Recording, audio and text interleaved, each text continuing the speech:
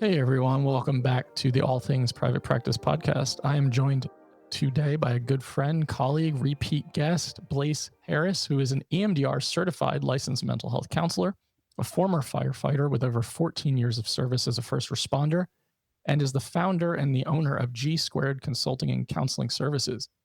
Harris has a passion for helping others and hopes to end the stigma surrounding mental health amongst first responders and in the Black community. Blaise hosts a bi-weekly podcast called The Dope Black Therapist, where he shares practices, tools, coping mechanisms, and addresses issues regarding mental health. Blaise is also an international speaker now and the author of Becoming the Dope Black Therapist. And I named all that stuff because you did not name this when you were speaking in Scotland. I was like, y'all, Blaise has a podcast. He's got a book. Man, and it's so wild because like you're not the only person who calls me out on that. I have a friend who I grew up with by the name of Ty, and she says, Blaise, say it all. Say it all. And I'm like, but I'm supposed to be humble. I'm supposed to not brag. And so, but then, since Scotland, though, I have been taking your advice and Ty's advice, and it's just like, it's not bragging, especially if you earned it. And, a lot of people who have these accolades feel like they still have to play small. And so they won't take up too much space. And I think I'm finally at a point where I'm not afraid to take up space. I love that. I love that because so many people can benefit from your voice and your message. Mm. And I told you this after Scotland that I thought you were one of the best speakers at the event. I'll name it publicly on a recorded version. So that's just the truth. I never, I did not expect to have to go after someone who was going to both sing and rap on page, and I was like, oh fuck, I do not have that charisma at all. Dude, I didn't expect to be between two damn powerhouse speakers who have experience of them speaking overseas and international like y'all either. I was sitting there struggling like hell, like what am I gonna do? You did a phenomenal job.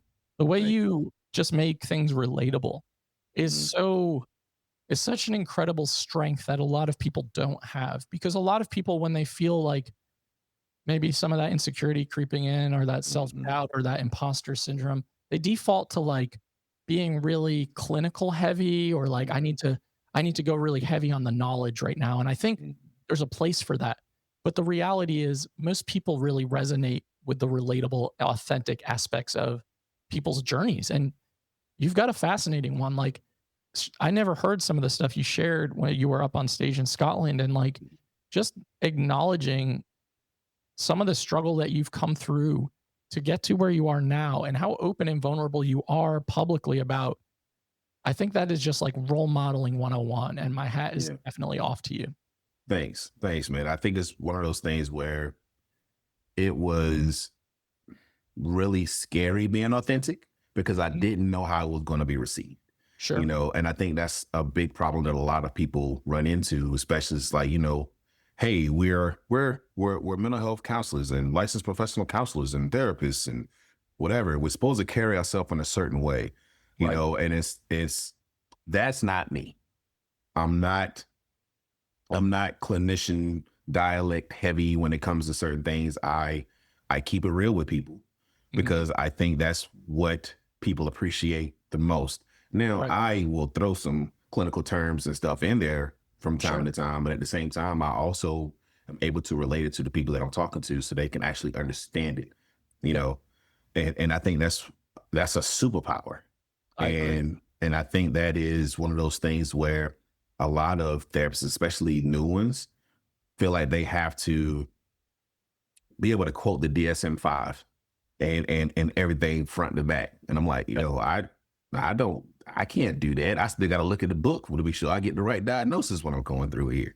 100%. Me too. I mean, I just preach it, like I think I said this earlier today on a different episode, but relatability equals accessibility. And if you understand who you're trying to speak to and help and support, you have to match that vibe. You have to be able to be relatable. You cannot get really clinical jargon heavy where most people don't even know what 95% of those fucking words mean.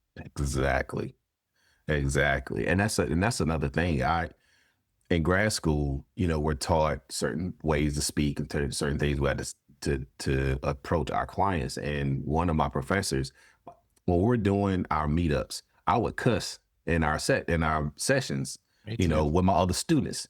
Yep. And he was like, "Don't cuss." Yep. I'm like, "What? I'm amongst my colleagues and classmates, and I still have to be prim and proper when I'm doing this?" Yep. And he said, "Well, people aren't going to take you seriously." And my thought process was, I want to work with firefighters, police, EMS, and dispatchers. Right. Cussing is our, that's our first language. Regular English is our second language, and that's how we speak amongst each other. That's how we know. That's how we put emphasis on the story. That's how we put emphasis on a call that we write or whatever. And the people that I want to speak with, that's how they speak. So I'm going to speak as if I'm speaking to them. And and the one time I went and I was clinical, and I was like, "Yes. Mm-hmm. How does it make you feel?" My client looked at me. This is why I was an intern. He was looking at me like, "What the hell's wrong with you?" Yeah, what happened to you? What the hell is wrong with you? And it's like, "No, I don't like this. Go back." Yeah. And since then, that's how I speak. And I think when I tell people, even when I do consultations, they're, excuse me, pardon, I didn't mean to curse. I said, "Man, you say what you want to say, how you want to say it. You're not going to say anything that's going to make me clutch my pearls." If you're a saint, be a saint. If you cuss like a sailor, cuss like a sailor. I'm going to listen either way. And you should see their shoulders drop. It's like, "Oh God, thank you." I know. Right. And it's like, okay, now I know I can be myself. And now I know that I can be vulnerable, because otherwise I'm too in my head trying to think about how you want me to respond and how to interact in this environment. And I know, honestly, like, as someone who looks like me, I don't really have to worry about what I say very often. But I know what you shared in Scotland was like, when you went for a promotion in the fire department, you were told, like, you're too, like, what did they say? You're too cocky or too arrogant? Yeah, they told me I was cocky and overconfident. That's it. Yeah. And that plays in my head every time I speak. Every time I try to put myself out there for a workshop or submit a proposal for any type of thing, that always plays in my head. "Bless, you're too cocky, you're too overconfident." And me being cocky and overconfident was because I was rapping and singing during my lessons. Right. And that's was too much for a lot of people. Sure. But when I was prim and proper and I toned it down a little bit, and I came with examples and props for my lesson, I got a job. Right. It was in a different department. Sure. And, because I thought that they would hear the same thing. Yeah. The reality was they allowed me to be my authentic self because they saw what I could do and saw what I was bringing. Sure. And the fact that I had so much personality, the fact that I had so much energy and had no problem speaking in front of people or working with kids or working with older folks or whatever, teaching them how to be safe when it came to fire. Right. They appreciated that, Sure. and we thrived because of that. The program was already excellent. I just added to the excellence. Right. And I added to the excellence because I was Blaise. I love that. The program was already excellent and I added to its excellence. You got so many good one-liners. But you're absolutely right. So by being your authentic self and being able to just be you, I imagine that you are such a great fucking employee, where it was like, this has got to be someone we need as a part of our team. And I think we do better work when we are able to be ourselves. I think that we prevent a lot of burnout when we are able to be ourselves. I think we are more relatable. Like, the list goes on and on and on. And I think there's so much like gatekeeping and tone policing in the mental health profession in general. I mean, you just mentioned you're an EMDR-certified therapist, right? So you've had to go through the consultation programs and the training programs. There's a lot of gatekeeping in training programs in general about like how you can show up, what's okay, what's not okay. And that's one of those things is like, I think if we want to change those spaces, we actually have to be in those spaces. Yep. And that's one of the things that is, again, that's scary to do. It's because of so many people who have been doing it for so long and who have like who have a chokehold on what's supposed to happen, you know, and how it's supposed to happen and whatnot. So, and that's one of those things that, you know, I'm trying to, you know what, let me stop saying trying. What I am doing is putting myself in those spaces where, yes, I'm uncomfortable as hell. Sure. And there's always going to be, am I good enough for this? You know, and I put I'm a consultant and training through, approved consultant and trainer through EMDRIA for MD consultation. And I put my first group out. It's coming up on Sunday. I already got 4 people signed up. I'm like, holy shit. That's amazing. Right. And I'm like, what the fuck am I supposed to do now? You know, and so, but the goal eventually is to be able to teach EMDR. Sure. You know, to be able to teach in these programs and stuff, you know, I don't know very many Black male EMDR instructors. If I know any. I'm trying to think off the top of my head. Yeah, I don't know any off the top of my head. You know, but I know a lot of brothers who do EMDR. Right. You know, but it's like we kind of get to that part and we stop. Yeah. And I think that's one of those things is just like we stop because it's okay, I'm comfortable right here. For sure. I'm trying to be uncomfortable. I'm trying to be uncomfortable enough so when the challenges and everything do arise, okay, I can handle this. It's a lot like when I was a firefighter. Okay, I might not know everything, but I know the basics and I can handle whatever comes my way. Absolutely. I want to be able to be that same way when it comes to EMDR consultations and when it comes to, you know, speaking, when it comes to planning these workshops. I have the basic foundation to be successful in this thing. So as uncomfortable as I am, I'm going to keep working this bitch until I'm comfortable at it. Hell yeah. I think anchoring into that is important, you know, foundationally. Say, you know, I know I'm comfortable enough to be proficient at this. I also know that I'm going to work my ass off to be really fucking good at this. And I think we often forget like how many people are just really bad at their jobs or like things that they achieve. But the difference between a lot of us and them is like they're willing to just put themselves out there. Yeah. And yeah. I'm like, I'll watch like certain speakers, I'll listen to certain podcasts, I'll watch certain trainers or just in general. And I'm like, this is so bad. Yeah. Yeah. They don't seem to care one iota. No. And it's like they can, they could be mediocre as hell and still do good things. And here we are, dope as hell and afraid to take up space because this mediocre person is in the front saying that you shouldn't. Yep. And I think that stifles a lot of us. Yeah. It just doesn't feel right when you think about it that way. And you're like, wait, I've got some stuff to offer. Yes. I do some stuff really well, you know? And that's the thing is, but again, it's that monster in the back of your head is talk so much shit and telling you that, oh, you ain't shit or you can't do this or you let, you know, that cocky and overconfident, like they told me, it continues to be a barrier at times where I'm trying to kick it in the face. And most days I do. Sure. At the same time, though, that voice can still be extremely loud, especially if you're going through some things and you're starting to worry and you're starting to, you know, have so many doubts. But like I said, I have a friend who told me, doubt yourself, do it anyway. Sounds like a tool. You know, that's the same guy who must have subconsciously put you on the last day of the summit as a speaker for exposure therapy. So that you had to sit through the first 3 days and be like, oh man, I am really going to suck. That was definitely what was going through my head. Well, so when I was doing the Italy summit last year, I want to come back to what you said, but I don't want to lose this thought. Yeah. I was the last speaker.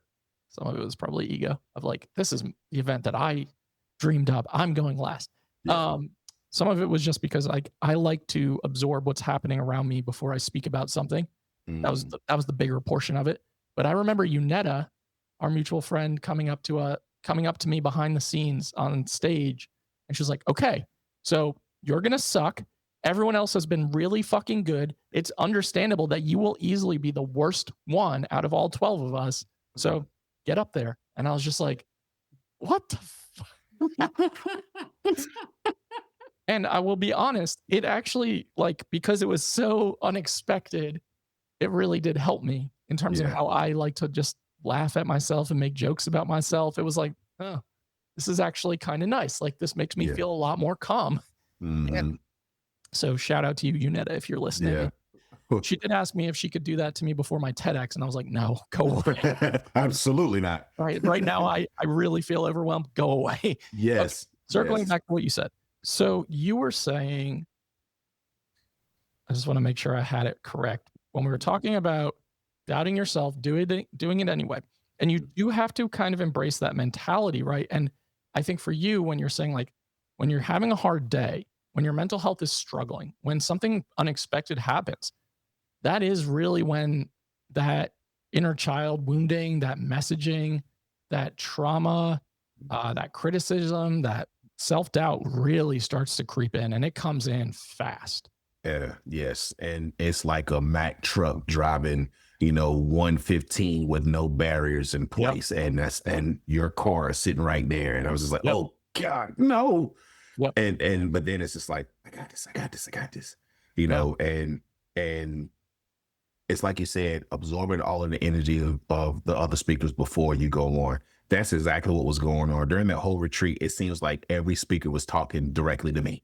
That was one of those things. It was, I missed the first few because of travel. Yeah. But when the ones that I heard was, show up as yourself. Yep. Be your authentic self, tell your story, the way that you tell your story and how you tell your story is going to attract the people it needs to attract and going to repel the other ones that you need to repel.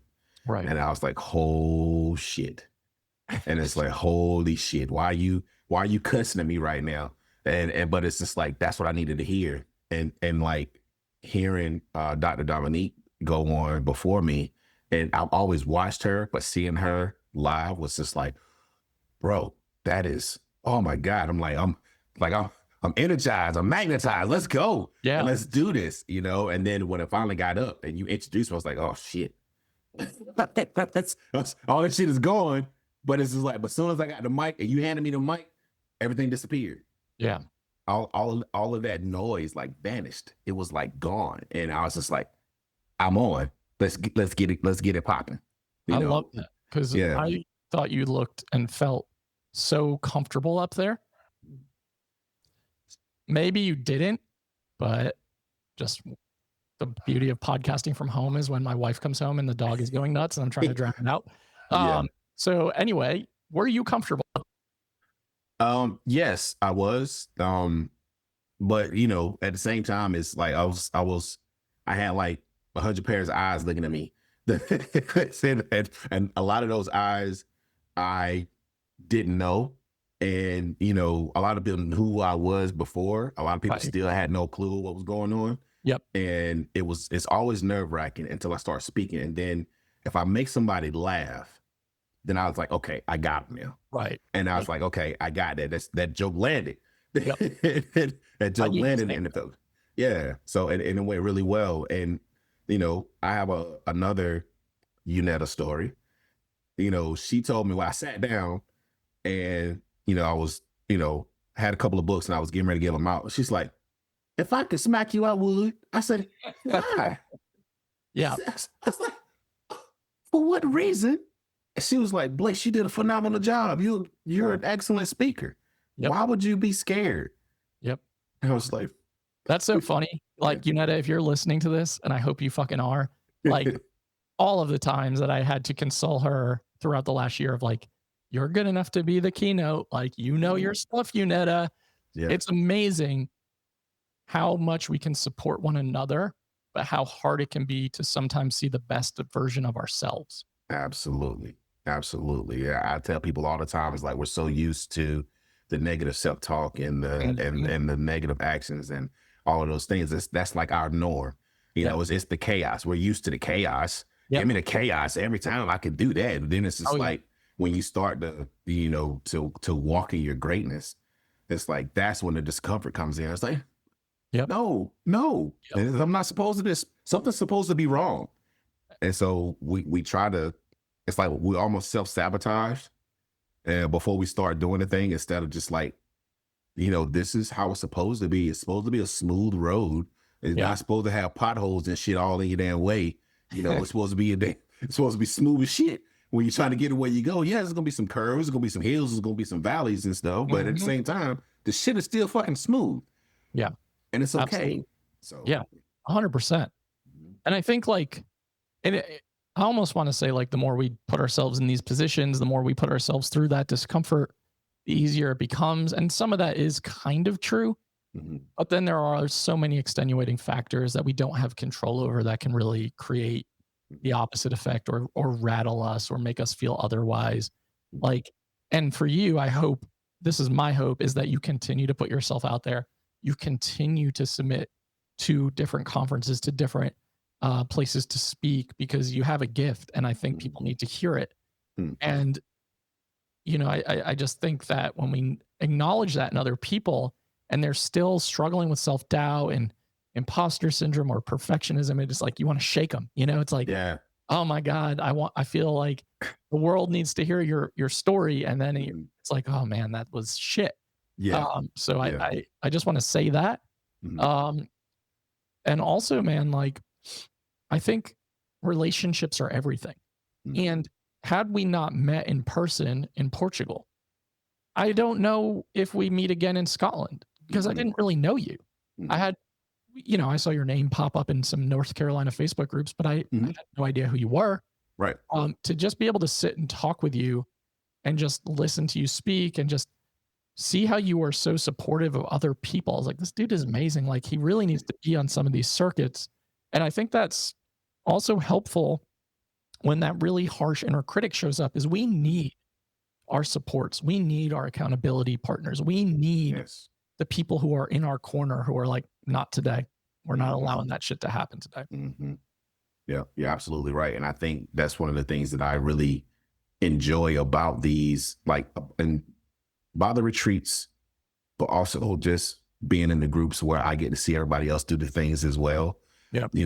I still speak with several of the folks who I met on that trip to Portugal, and we still encourage each other, on so many different levels, and even from Scotland, the connections that I made there, it's like, people's like, hey, let's do this. Let's collab on this. Let's make this stuff happen.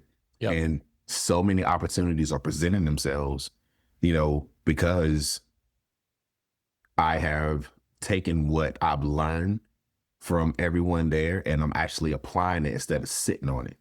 Absolutely. And just like letting it gather dust. And I'm actually utilizing every tool that I've gotten from those people, and that's made ways for opportunities. I applied for 3 conferences a couple of weeks ago. One of them already got it. Yeah, man, I got one of them. I got confirmed already for one of them. So congratulations, so that's great. So I'm excited about that. Got to use that momentum to keep it going too. Yeah. And to those of you listening, it really is. It's daunting to submit the application. It's daunting the proposal. There's a lot of vulnerability in putting yourself out there. There's vulnerability in rejection, and it is a part of the process. And it really is about like continuing to remind yourself that you do know what you're talking about, that you are confident, that you are competent, that you belong there, and you deserve to take up space. And I think that it has to be a constant reminder, especially when things feel like a struggle, when things feel heavy, when it's like easier to just say, I can't do this. This application is too hard. I feel too overwhelmed by the potential of getting a yes. That can be really scary too. And if I get a yes, then I got to do it. Then I got to do it. It's like, and I can't sit here and wait on it either. It's like, I got to get to this thing now and start working. But then it's like, once you start doing the work though, you start to see, I do understand this. I do know this. Yeah. I do have this. I can break this thing down. And it's you start to allow that leader, that badass that's inside of you to come out, instead of, making him or her or them play small. Yeah. You are allowing yourself to be that authentic you, because it's you in this presentation. It's you who the people are going to see. It's you who is going to leave that lasting impact. And the dope part about it is you is dope. You is awesome. You are all of these things that you are afraid to be, regardless of if you want to utilize it or not. That's all inside you. You cannot change that. No, that's really well said. So I think that's a really important reminder. It's a good mic drop moment for the end of this episode. Yeah. So, okay, here's your platform now to share what you've got going on. So we're going to list it in the show notes too, in case Blaise forgets anything on purpose. I'm not going to forget it on purpose. I'm going to list it all. The Becoming the Dope Black Therapist is available on Amazon. You can get your copy of that already.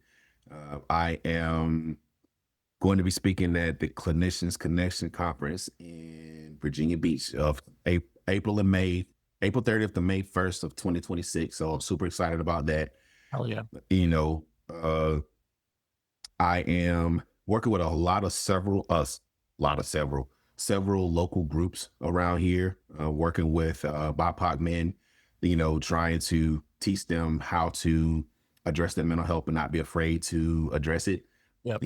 Working with an event with victims of domestic violence and talking about how to not be afraid of dating or getting back out there in the world and showing what a healthy relationship can look like.